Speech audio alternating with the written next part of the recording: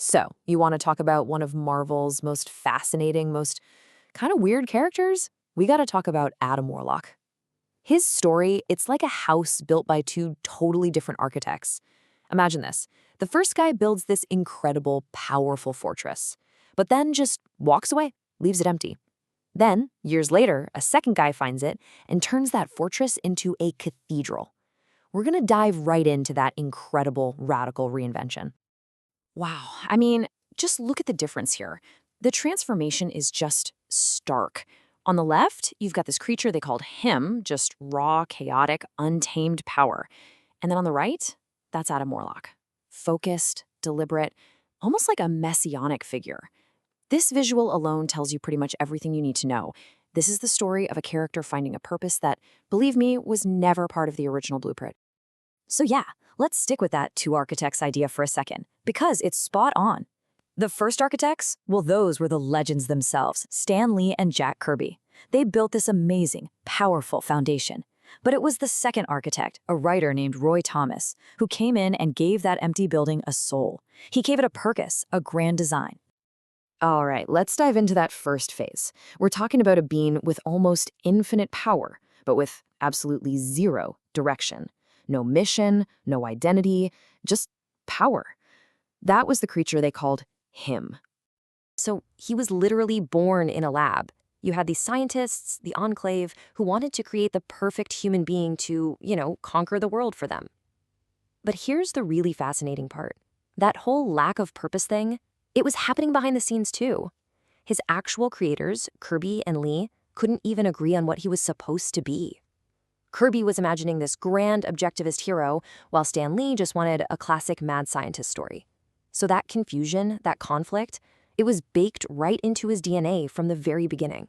So what does this all-powerful being do? Well, he wakes up, takes one look at his evil creators, kills them, and then just leaves.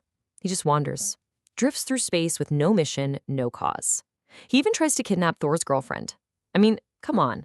He was less of a character and more like a cosmic storm, a solution desperately looking for a problem to solve. Okay, and this is where everything changes. This is where that second architect, Roy Thomas, steps onto the scene. It's 1972, and he gets this idea from, get this, the rock opera Jesus Christ Superstar.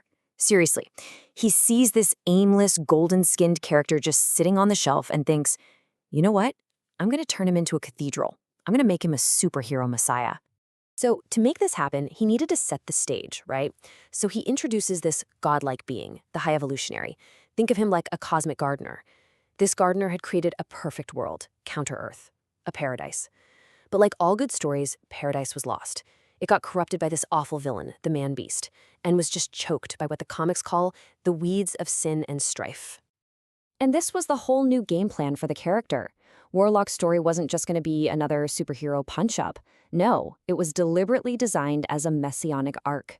People call him Space Jesus, and that's not an accident.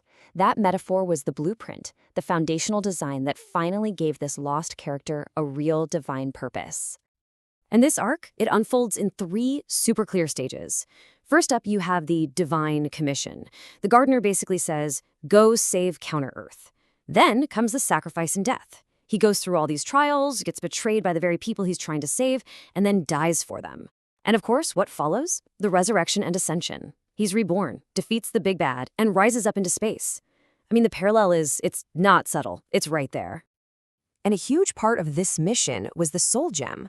This is before it was an infinity stone, mind you. The gardener puts it right on his forehead and says it's not a weapon, it's a piece of his own soul to guide him. So it was literally his moral compass. It was a direct line to his creator's will, making sure he didn't stray from this new divine path. So, the mission's complete, the world is healed, the evil is gone. And what does he do? He ascends. He rises from the planet and journeys back into space. This is the final shot that just completely solidifies his role as this messianic figure. He's the cosmic savior who did exactly what he was sent to do. Okay, but this is where things get really, really interesting. What if this whole sacred story could be read in a completely different, much darker way? What if there's a philosophical lens we can look through that takes this entire tale of divine obedience and just flips it on its head? Let's explore that. Let's look at a reading that turns this whole thing into a Nietzschean parable. This isn't a story about fulfilling your destiny anymore. No, this is a story about rebelling against it, about destroying it. So in this version, we have to recast all the players. The High Evolutionary, he's not some loving gardener god anymore. He's the Lord, this being who imposes a rigid external order on things. The Magus, Warlock's evil future self, he's basically Mephistopheles, the shadow self. And Adam Warlock? He becomes this Faustian figure, a weary child, just exhausted by his own power and perfection. And that means his entire motivation gets turned upside down. He's not driven by a desire to serve a higher power. No, he's driven by a weariness of wisdom. See, he's seen his own future. He knows that he's destined to become this evil, tyrannical being called the Magus, and he is absolutely choking on that knowledge. So his quest, it's not to fulfill his destiny. It's to find a way to escape it. And this is the absolute key difference. The Messiah story is all about salvation from an external force, right? From the gardener's divine grace. But this Nietzschean reading, it's about salvation through an internal act, what some call the suicide of the ego. It's not about being saved by God. It's about saving yourself by killing the God, or the destiny inside of you. So if you look at it this way, he accepts the mission to counter Earth, not because he's an obedient son, but because it's a way to fight against the sheer meaninglessness of his existence. He'd rather suffer than be bored and perfect.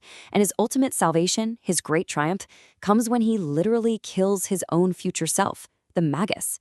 That is the ultimate act of self-overcoming. He destroys his own destiny to finally be free. So, which story is the real one? Is he the Messiah or is he the rebel? Well, the brilliant thing is, he's both. That house we talked about, it's a cathedral and a philosophical laboratory, all at the same time. Just think about it. Remember that image of him ascending, rising up into the heavens. Now contrast that with this quote, which really sums up this whole other path. I have left the cocoon of the god to walk the dirt of the earth. One story is about transcendence, going up. The other is about descent, coming down. And that, right there, is the unique power of Adam Warlock. He's not just another superhero. He's a vessel for these huge, grand ideas, for myth-making itself. He's big enough to contain these two powerful, completely opposing stories, the obedient son and the defiant creator, all in one character. And that leaves us with one last big question. A question that gets right to the heart of who he is, and maybe, just maybe, who we are too. What truly defines a hero? Is it someone who fulfills a divine destiny that's handed to them? Or is it someone who finds the strength to destroy that destiny and forge their own?